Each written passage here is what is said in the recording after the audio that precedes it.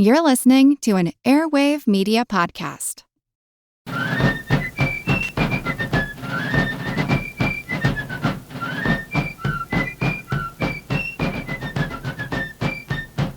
Hello, and thank you for joining the American Revolution. Today, Episode 13, The Battle of Quebec. General Jeffrey Amherst took command of North American operations following his victory at Louisbourg at the end of 1758. Around the same time, William Pitt granted Colonel James Wolfe, now breveted to the rank of Major General, an independent command to capture Quebec. Wolfe returned to Louisbourg in February 1759 to prepare for a spring attack on the last great French stronghold in Canada. Wolfe had an impressive command for someone who was only 32 years old, but he was not inexperienced. The son of British General Edward Wolfe, James had joined his father's regiment in 1740 at the age of 13. He had considerable military action in Europe during the War of Austrian Succession, known as King George's War in America, rising to the rank of lieutenant colonel. When the 7 Years' War began, he became a full colonel. His bravery and gallantry in Europe during 1757 caught William Pitt's attention. Pitt decided to send him to America, where he served as second-in-command to General Amherst at the Battle of Louisbourg. After Louisbourg fell in 1758, Wolfe returned to London on sick leave. For years he had had consumption, which flared up at times, and also killed his brother. Historians speculate that he had tuberculosis. In any event, the most recent bout did not keep him from returning to take command of the army sent against Quebec. All three of Wolfe's subordinates for the operation, Robert Montcalm, Lord George Townshend, and James Murray, were older than Wolfe, and more importantly, came from socially superior families. They all resented Wolfe's command and did not work well with him. Still, they were soldiers and would obey orders. With 8,500 regulars to take the city, Wolfe set out to conquer Quebec. Complications departing Louisbourg led to a late start in June 4, 1759. By June 28th, the force had occupied the Ile d'Orléans just across the St. Lawrence River from Quebec. The French commander, General Montcalm himself, had organized Quebec's defenses. His well-designed defenses frustrated Wolfe at every turn, preventing him from getting across the river, where he could begin a proper siege. Over the course of the summer, Wolfe tried to find a way to break the defense. The British began shelling the city from a distance on July 12th. While it did cause some harm, it presented no chance of forcing a surrender. The French well knew that this would be their last stand in Canada. If they did not win here, the game was over. Montcalm, his soldiers, and the civilians in general were determined to block the British at all costs.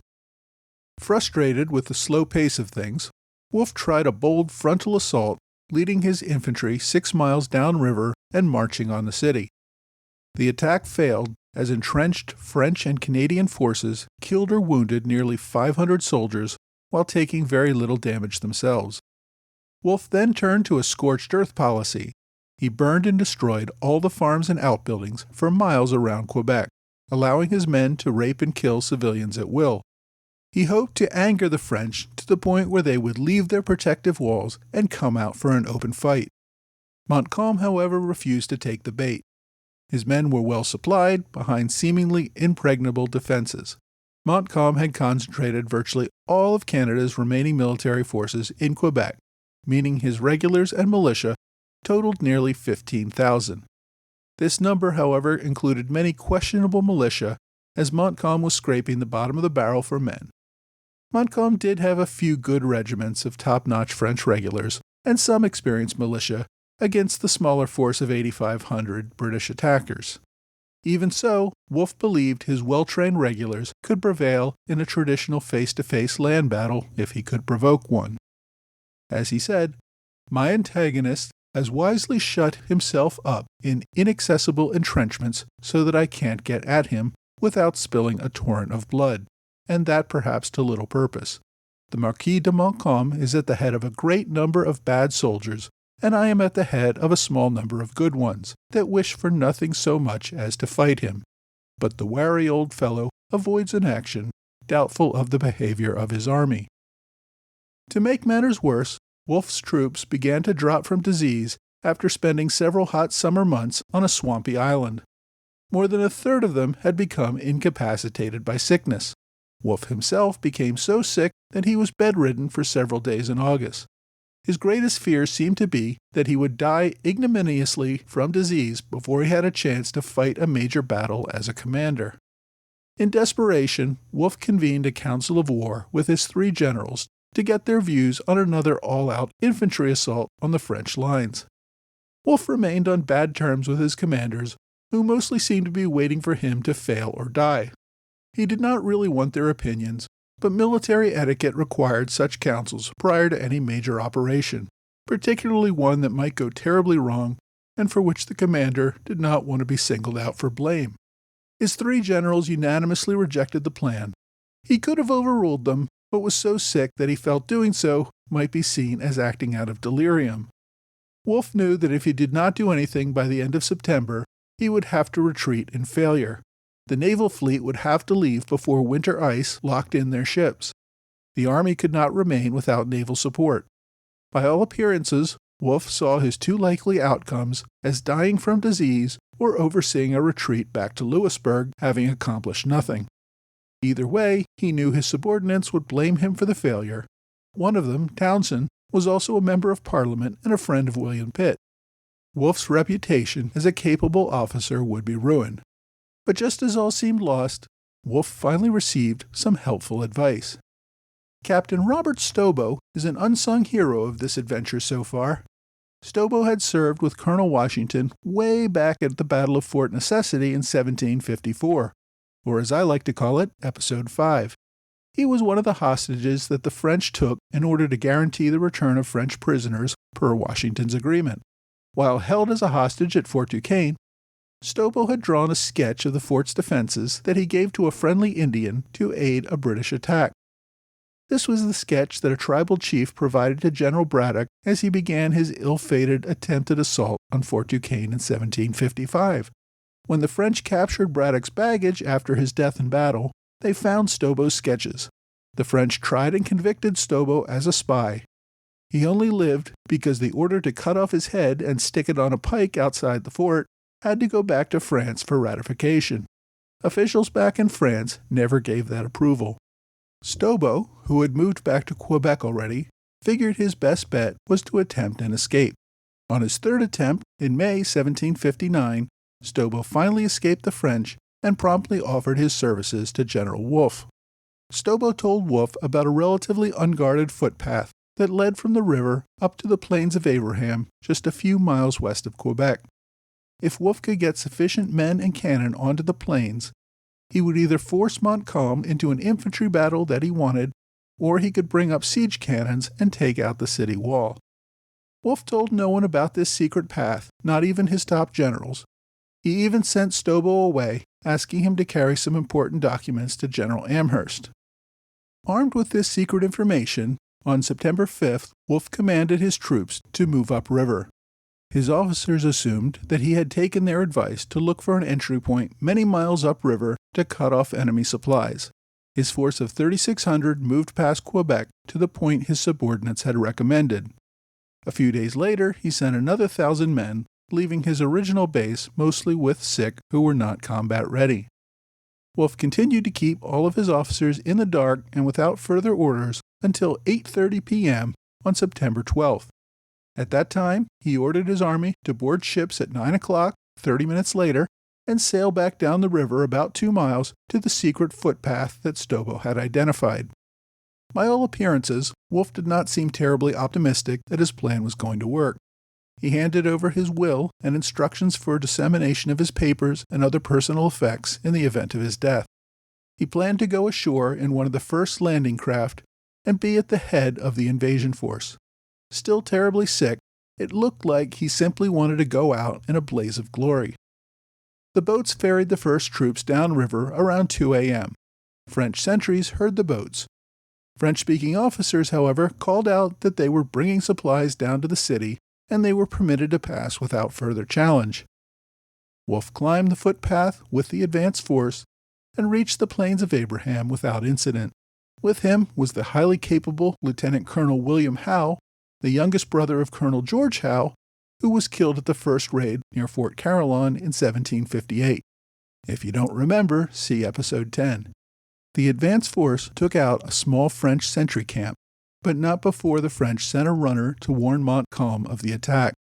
By 4 a.m., only Wolfe and the 200-man advance force were on the Plains of Abraham. The first full wave was still disembarking at the river.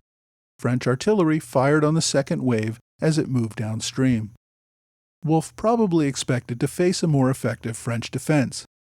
If he were killed with the advance guard, his second-in-command, General Montcalm, would probably call off the attack and pull back. Montcalm had already expressed disapproval of the plan. But at least Wolfe would die nobly trying to engage the enemy rather than suffer a death from disease without glory. But the failure of the French to mount much of any defense left Wolfe surprisingly alive. Not sure what to do next, he ordered his commanders, still disembarking at the river below, to halt the landing. Fortunately for him, they ignored his order, and the main force continued to make its way to the plains. By dawn, 7 battalions stood on the Plains of Abraham in line of battle. 5 more battalions were still making their way up the footpath from the river. So far, they had only met a few French skirmishers, presumably sent out to see what was going on. They even managed to bring up 2 6-pound brass cannon. Now, the 6-pound, of course, refers to the weight of the cannonballs they threw, not the weight of the much heavier cannons themselves. I have always thought of the Plains of Abraham with some lofty name with a biblical reference. It turns out, though, the name comes from some guy named Abraham Martin who settled in the area in the 1630s and had begun farming there. It was a wide, flat plain covering several hundred acres, perfect for a traditional line battle favored by professional European officers like Wolfe and Montcalm. Now, French General Montcalm had spent all night setting up defenses northwest of the city at Beauport. British sailors had put out markers in the river near Beauport, presumably as guides for landing craft to avoid hidden sandbars. It was a ruse to distract Montcalm, and it worked. Montcalm assumed the British transports traveling upriver were a ruse to distract him from the landing at Beauport, not the other way around. Instead, the British army stood several thousand strong on the Plains of Abraham, facing the southeastern walls of the city, one of its weakest points. By 7 a.m., Montcalm came back to the Plains of Abraham, apparently stunned by the British infantry lines now facing him. He saw the cannons and saw the British beginning their entrenchments for a siege. He sent for reinforcements, but knew they would take hours to arrive.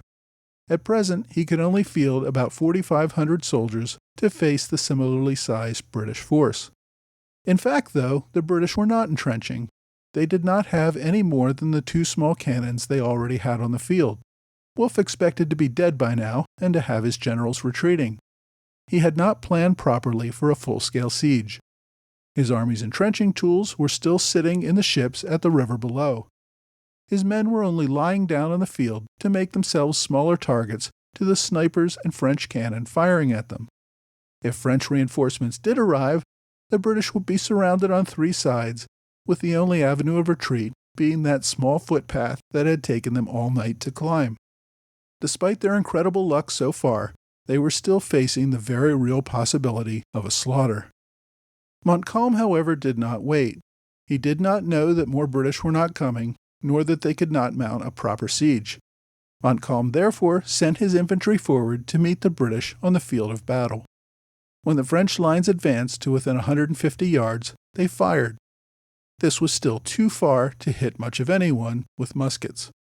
A few British fell, but the lines of professionals quickly closed the gaps. One of those hit, though, was Wolfe himself. He received a shot through the wrist, but casually wrapped it in a handkerchief and continued with his duties. As the French reloaded, British line stood impassively, still not firing back. There were too many militia in the French lines, and as the regulars reloaded, the militia began to take cover or fall to the ground to avoid fire. As a result, the French line began to fall apart. Individual units advanced but did not maintain a solid line of battle. When the French got within 60 yards of the British line, the British regulars fired a destructive volley followed by a bayonet charge into the enemy. The already broken French line now fled back to the city walls. The only return fire came from fields off to the sides where enemy snipers could pick off only a few of the advancing British. But one of those few that was hit was once again General Wolfe. This time, he sustained 2 fatal shots to his torso. His second-in-command, Montcalm, also sustained serious injuries around the same time. General Murray had led his men on a wild charge that had taken him away from the main force. Also, Wolfe's aide, Isaac Barra, a name you might want to remember, also took a shot to the face. He would live, but was out of commission for now. Finally, General Townsend came forward to take command. He quickly re-established the British lines and returned order. By noon, both sides had suffered around 700 casualties each. Less than 10% of those were deaths, but given the medical care of the day, many of the wounded would not survive long. On the French side, Montcalm was among the wounded and out of commission. He would die the following morning. The next 2 highest-ranking French officers had also been killed. Eventually, the civilian governor of Canada, Vaudreuil, confirmed with the highest-ranking officers still available and decided to evacuate the city. The main army would leave and try to link up with relief forces for a counterattack. Meanwhile, 2,200 local militia were left in charge of defending Quebec against the British army. No one seemed to have much hope in them, as they left behind with them papers on how to ask for surrender terms. As the French regulars departed the city, they left behind these militia, along with large amounts of supplies and ammunition. The cautious Townsend did not dare send his infantry against the walls of the city, where the artillery could cut them down. Rather, he waited for more British artillery to arrive so that he could begin a proper siege. The British siege began the next day as British cannon finally arrived for use. The British did not even bother to fire their artillery as their entrenchment lines moved closer to the city over several days. The cannons only had to sit in the entrenchments to deter a French charge as the British dug ever closer entrenchments toward the British fort walls. Defensive fire from the French was largely ineffective, and by September 17th, the British were in a position to open fire point-blank on the walls of the city. As they prepared to open fire, the commander of Quebec's remaining forces offered terms of surrender. Townsend surprised the defenders by agreeing to all of their terms. Defenders were granted the honors of war, the British would protect the civilians and their property, they were free to continue to practice their Roman Catholic religion, French militiamen were free to remain in the city as long as they gave up their arms and swore an oath of loyalty to King George. Any possible French attempt to string out the negotiations until a relief force could arrive had failed because the British simply agreed to everything. And there was good reason for this. Townsend's position remained tenuous. If a relief column did arrive, his forces would be in a dangerous position. Further, his small force required the cooperation of the civilians. He simply did not have enough soldiers to fight off a relief force and control a hostile population. In fact, a relief force was only about 1 day away when the British occupied Quebec.